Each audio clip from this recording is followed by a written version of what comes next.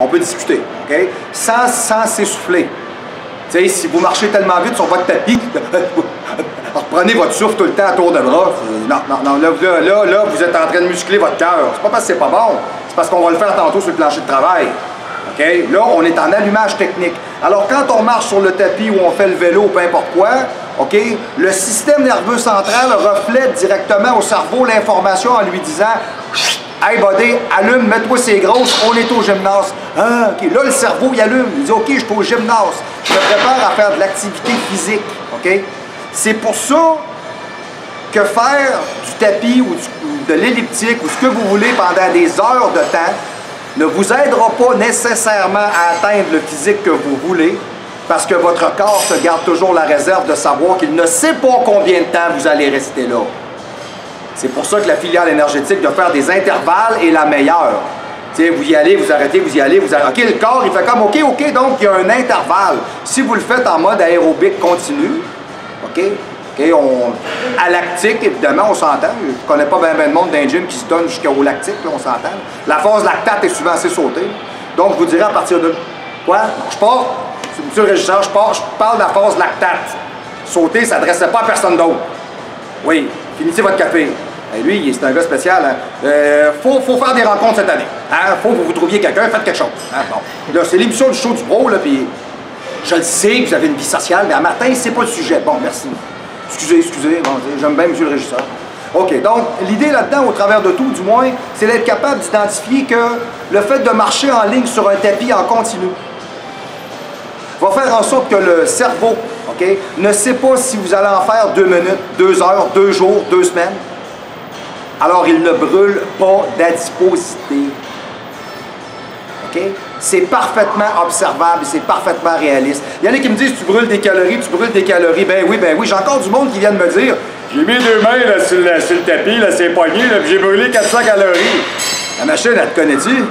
Ben, sais-tu à quel âge? Ben, sais-tu fait combien d'années tu t'entraînes? Elle connaît-tu ta job? Elle connaît-tu tes blessures? Elle connaît-tu ton alimentation? Non? Comment qu'elle fait pour te dire que tu as brûlé 400 calories? C'est quoi ça? Ça, c'est du marketing. OK? La seule personne qui sait comment vous avez brûlé, c'est vous. Parce que si vous sortez du gym sur fucking exhaust, OK, il s'est passé quelque chose. Si vous sortez du gym, là, puis vous êtes encore en train de faire du social comme j'en vois, là, avec le téléphone assis sur le bord de la machine, OK, ben ça amène à rien. OK? Donc, la préparation de départ, faire un réchaud. Il y a un âge où on ne peut pas partir avec rien comme ça, pas réchauffé, pas préparé. J'en vois, moi, des gars de 25, 28 ans. Ils arrivent au gym, ils prennent un pré-workout, pas réchauffé, rien, ils embarquent au bench press. Pas réchauffé, là. Ils sacent 2 plates, et ils en font 4-5, ils mettent ça là, ils attendent 3 minutes, parlent au téléphone, fait du texto, ils retournent en dessous de la barre. OK. Counterproductive. OK? C'est contre-productif, c'est ridicule. OK? Mais est-ce que j'ai déjà fait ça? Est-ce que j'ai déjà été comme ça? Puis on apprend avec les années. OK? Il faut préparer le corps. Donc, exemple, les articulations et les joints, les tendons, les ligaments, les articulations, les coussins, les ménisques, les disques, n'ont pas la même élasticité, d'où mon expression être caoutchouteux. OK? Donc, à partir de là, il faut préparer le corps. J'ai fait environ peut-être 5 à 15 minutes de tapis roulant. Moi, j'aime bien le tapis. Ça me prépare. Pendant ce temps-là, je mets mon tripod sous moi, là, un iPod, j'appelle ça un tripod. Je mets ça sous moi. Avec mes écouteurs, etc., je me prépare, ma casquette. Je regarde mon plan de match. OK, aujourd'hui, on fait ça. Parfait, excellent. Oh, on débarque de là, on s'en va. Deuxième étape de la préparation. OK? Je vous dirais que, idéalement parlant, la capsule s'adresse à tout le monde. Mais principalement, je vous dirais, là, OK, aujourd'hui, 40 ans et plus. Mais tous les trucs que je vais vous donner là, vous êtes capable de vous en servir plus jeune. De toute manière, je ne veux pas avoir l'air déplacé, mais ça serait con de ne pas s'en servir, hein, OK, quand même, OK? Ça va juste vous aider à performer encore mieux, OK? Réchauffement de la coiffe des rotateurs, réchauffement des épaules, très important, soit à la poulie ou avec des plaquettes dans vos mains, plaquettes très légères, 2.5. Réchauffement, ouverture extérieure, OK? On peut faire au câble aussi, OK? On peut faire une rotation interne, on fait des rotations externes, on fait des élévations latérales. OK, on est capable de faire aussi, je vous dirais, des élévations en adduction pour la coiffe du rotateur, OK, en pivot. On est capable de le faire avec un soutien au niveau du trapèze pour aller commencer à allumer au point de vue système nerveux central, les omoplates, le trapèze numéro 1, le trapèze inférieur 2. OK? Préparer les articulations à travailler. Et pendant qu'on fait ça, évidemment, je vous dirais, bon, on se permet toujours une légère flexion au niveau des jambes pour créer un certain dynamisme à l'effort. Faire ce que j'appelle un V-élévation, OK? Un straight élévation et un cross élévation. Monter le plus haut possible. OK, descendre, en faire environ une quinzaine. Le plus haut possible, dire, OK, c'est quoi mon maximum? C'est là, OK, parfait. Étirer tranquillement les tendons, les ligaments, placer l'articulation dans l'axe. OK, réaxialiser le squelette. Ensuite de ça, ouverture en croix vers l'extérieur pour être capable d'aller coller les omoplates le plus possible et réchauffer les articulations comme il faut. OK, et ensuite être capable tout simplement de le faire. OK, j'ai en haut, en V, en croix. Donc, j'ai ces trois axes-là que je peux aller chercher. Donc, réchauffer le plus possible le corps. Il y en a que je vais voir faire avec des haltères comme ça. Comme ça, il y en a qui vont le faire avec la poulie. OK, s'installer au sol. On peut faire des étirements, exemple au niveau du fessier en position assise. OK, étirer les jambes comme il faut. S'étirer, là, ce que je veux dire, c'est pas de faire du stretching, là, pour vouloir devenir danseuse de ballet, là. C'est pas ça que je vous parle, là. OK, je vous dis juste de placer le corps dans l'espace. OK, surtout, exemple, de ce temps-ci, on a une nomenclature d'entraînement. Je vous la ferai partager un jour, OK, avec des drills dans lesquels on fait de la jambe 2 fois par semaine. La deuxième fois, comme hier, quand on se prépare à aller faire notre jambe, ben oui, hein, on tire un petit peu partout, puis on s'assure que tout est bien placé, hein, puis on essaie de regarder, voir entre autres si le ligament sacro-iliaque dans le bas du dos va encaisser le poids comme il faut, creuse le bas du dos, sort le fessier, descend le physique comme il faut, sent le biceps de cuisse s'étirer, toute la mécanique et le passage est bon, la barre sur moi, quand on fait le front squat, exemple, ou le squat standard, peu importe, ou même un soulevé de terre, soit qu'on part avec des barres à vide comme le bench press, ou on part avec des charges ridicules, OK, pour placer le corps dans l'espace. Exemple, cette semaine, j'ai fait mon banc. Je commence toujours comme ça. Je décolle la barre à vide. À vide. OK? Je la descends sur moi. Je la place. J'ai mis le corps en dynamique, tout simplement. Le corps fait un pont. La barre descend des yeux directement vers le pectoral. Je la descends directement ici. Je me le dis, là. Je vais la repousser là. Peu importe le poids. Je vais la descendre là. Tac! Je vais la remonter là. OK, je suis plus là, plus haut, plus bas. Non, c'est vraiment à cette hauteur-là. Comme ça, de là à là. En expirant comme ça, boum, tu y vas au super ralenti, tu la descends lentement, boum, tu places, tu simules qu'est-ce que tu t'en vas faire pour faire une pré-programmation neuronale, OK, c'est bien important. Et après ça, on fait un allumage progressif, OK, progressive low, progressive ignition. Et souvent dans mes programmes, vous allez voir ça, ça va être marqué PI, progressive ignition. On monte le poids lentement, exemple, si je fais, mettons, exemple, une charte de front squat, mettons, si je fais 12, 10, 8, 6. Bon, ben, ce que je vais faire, je vais monter mes poids jusqu'à temps que j'arrive au bon poids pour être capable de dire que j'ai ma série de 12 qui commence. Exemple, mettons, tu peux dire, OK, mettons, je mets un 25 chaque côté, c'est 5, 3, 2, 1. On va mettre un 25 chaque côté, je vais en faire 5. On va mettre une plaque chaque côté, je vais en faire 3. On va mettre, mettons, exemple, je sais pas, mettons une plaque 15, je vais en faire 2. On va mettre une plaque 25, exemple, on va en faire encore 1 ou 2. Puis tu dis, OK, qu'est-ce que ça dit? Je crois que pour aller chercher entre 12 et 15, j'ai le bon poids. Parfait.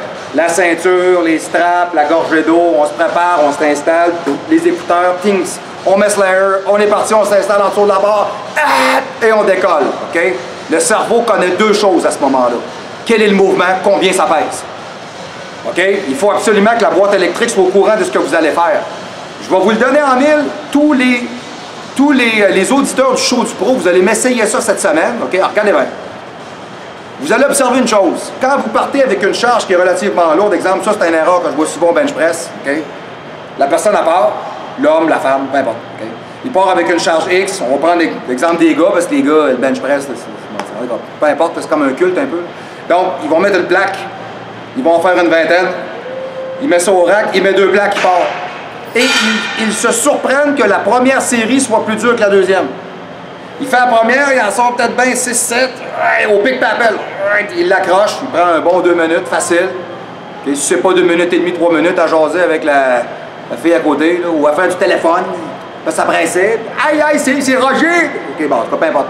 Puis après ça, le deuxième set qu'ils vont faire, c'est drôle, là, ils sont capables d'en vous en sortir peut-être 8-9, et beaucoup plus facile. Et ils sont surpris. Il n'y a rien de surprenant là-dedans. Tu es parti avec une charge légère, OK, en disant à ton cerveau, on va travailler en haute répétition léger. Je vous l'ai dit, il n'est pas au courant. Il ne sait pas que vous levez 400 livres, 1000 livres. Il ne sait pas. Il ne le sait pas. OK? Et comme tous les politiciens au Québec, il ne sait pas. OK? Petit joke, OK. Donc, le deuxième, il part et il met beaucoup plus haut. Et il prend une série qui est courte. Alors, c'est pas ça que tu viens de dire au cerveau, là. Tu viens de dire léger, haute répétition. Tu mets plus lourd, tu baisses tes répétitions, le cerveau, il fait wow!